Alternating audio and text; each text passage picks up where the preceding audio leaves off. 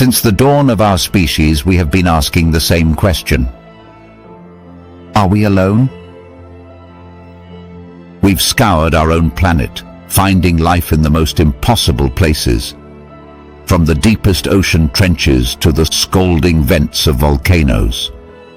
But the real answer to that question may not be found on Earth at all.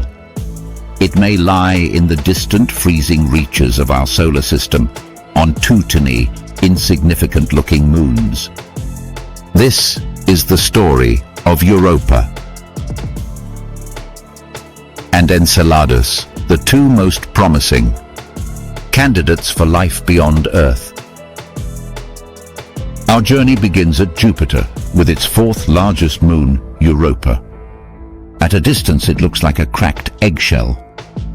Up close, those cracks and lines tell a geological story of a dynamic, active world. The first hints of something extraordinary came from the Voyager and Galileo missions. They showed us a surface with very few impact craters, which is a big deal in space. Craters build up over billions of years. A smooth young surface means something is constantly erasing them. Scientists now have overwhelming evidence that beneath Europa's icy shell lies a global ocean of liquid salt water, likely more than twice the volume of all of Earth's oceans combined. The evidence is both indirect and stunningly clever. First, Galileo's magnetometers detected a unique induced magnetic field around Europa. This suggests a conductive material is sloshing around inside, and a salty, liquid ocean is the most plausible candidate. Then there's the heat. Europa is locked in a gravitational dance with Jupiter and its other moons. The immense tidal forces stretch and squeeze Europa's interior, generating frictional heat. This tidal heating is the engine that prevents the moon's ocean from freezing solid. It's the same process that makes Jupiter's moon Io a volcanic hellscape, but on Europa, it's just enough to keep an ocean warm.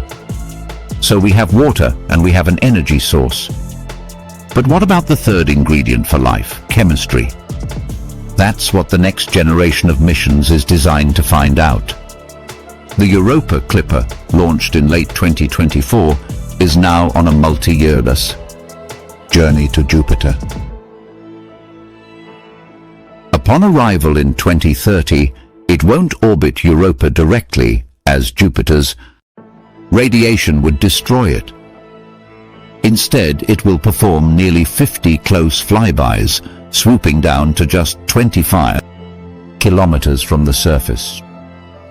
Onboard instruments, including a radar that can penetrate the ice and a high-resolution camera, will map the thickness of the ice shell and search for signs of plumes, eruptions of water from the ocean below, similar to what we've seen on another moon.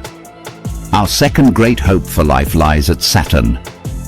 This is Enceladus, a moon barely 500 kilometers across. For a long time, it was just a bright dot in the sky. But in 2005, the Cassini-Huygens mission made a discovery that changed everything. As Cassini flew past, its cameras captured something unbelievable: massive plumes of water vapor and icy particles erupting from the moon's south pole. These weren't just simple jets of ice, they were a window into a hidden world. Cassini's instruments flew right through these plumes and tasted them. The analysis was astonishing.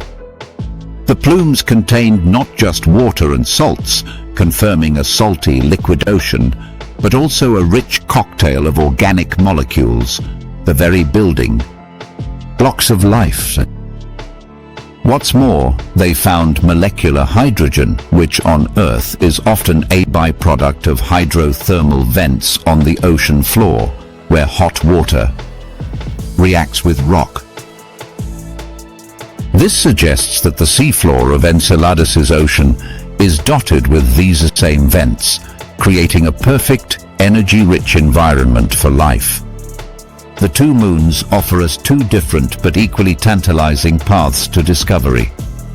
Europa's plumes are still only a suspicion, but its massive ocean and strong tidal heating make it a powerhouse of potential habitability.